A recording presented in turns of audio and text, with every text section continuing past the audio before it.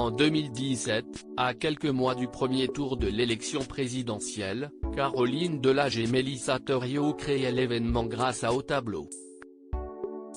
Les 4 candidats en tête des sondages, Emmanuel Macron, Jean-Luc Mélenchon, François Fillon et Benoît Hamon, avaient accepté le délicat exercice des questions-réponses face à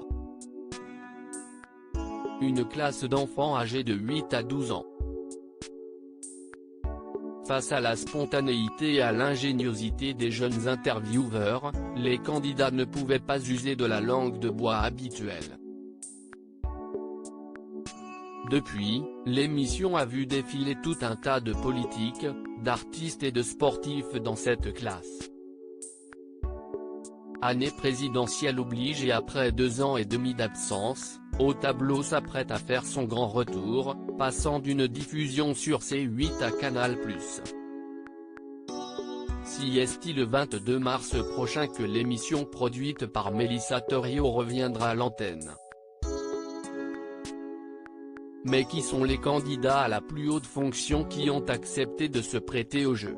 Dans ce premier numéro, dont le tournage a eu lieu la semaine dernière dans les murs du lycée Janson de Sailly dans le 16e arrondissement parisien, ce sont Yannick Jadot, Valérie Pécresse, Fabien Roussel et Éric Zemmour qui sont retournés sur les bancs de l'école.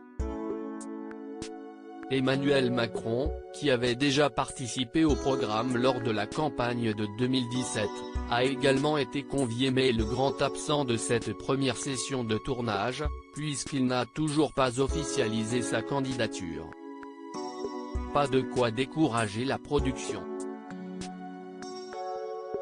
qui garde bon espoir de pouvoir le recevoir à une date ultérieure et adore et déjà préparer les questions avec les enfants au cas où, précise Télévision Mag.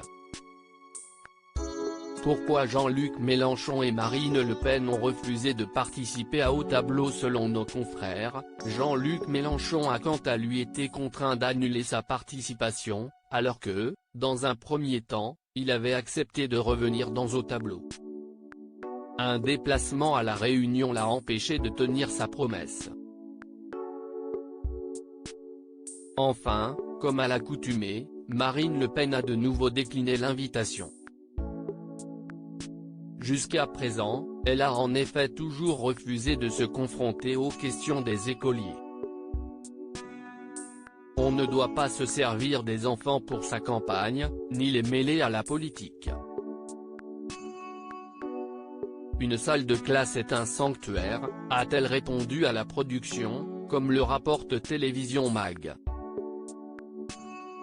Comme les candidats ont jusqu'au 4 mars pour obtenir leurs 500 parrainages et que la publication de la liste des candidats aura lieu le 8 mars, d'autres noms s'ajouteront peut-être pour une nouvelle salve d'épisodes, à l'instar des candidats moins hauts dans les sondages comme Anne Hidalgo, Jean Lassalle, Nicolas Dupont-Aignan ou Nathalie Arthaud. Loading Widget.